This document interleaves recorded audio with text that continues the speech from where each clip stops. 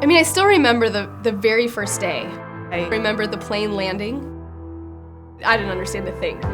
I was overwhelmed when we pulled into this community. I distinctly remember bouncing down that single-lane road, looking at the houses of the people I would be working with. And I wasn't just going in and then leaving and never going back. This was going to be a place that called me and expected me to keep showing up. My name is Emmeline. I serve in Soweto, South Africa at the Diaconia AIDS Ministry. Yeah, it was a little hard when you first come. You know, you don't know anybody. It was super rainy and cold. It was a Friday morning. So there was definitely like a moment of panic when I first got here.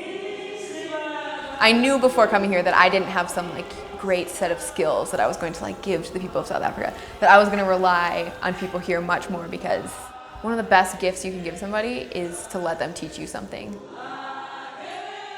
My name is Christelle. I am a Yagan volunteer at Budapest in Hungary. And I'm working in 2 high schools, they're Lutheran schools, and at a nonprofit called Pire na Mensa. I like the Yagan program because it is about volunteers being a companion with the community, learning together and being together and trying to give something to the community. It's not like studying abroad. It's very, very, very different. And I wanted to have a cultural exchange outside of academia and research. Just be a person and not a scholar. So that's why I decided to come to Hungary as a volunteer. You try to be more of a generalist than a specialist, just ready for anything that someone asks you to help out with. I mostly work with the OVC, the Orphans and Vulnerable Children, but we also do support group, the home-based care, we do education and training. I got to do a week-long HIV and AIDS training, which was really good to just better understand, sort of the issue in South Africa, because it's very different than it is in America.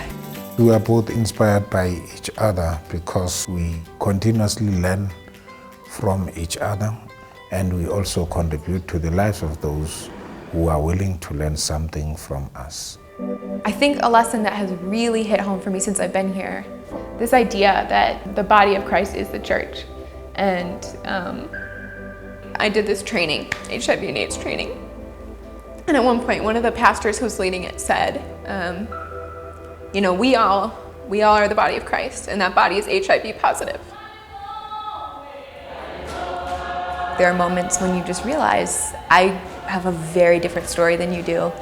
You and I see the world very differently. You find the beauty in that, and you find ways to connect. Like the choir, the church choir. Everything takes place in Zulu, I don't know what's going on. But those women, particularly in the alto section, there's camaraderie in the alto section. They take care of me, and when I show up to church, they make sure that I know what hymn we're reading right now. And afterwards, they make sure that I get something to eat. One of them takes me home or something like that. And so then it just really slowly became a part of what I'm doing here. While I was certainly so aware of how dependent I was, there was also like a sense of wonder, experiencing the world again kind of for the first time.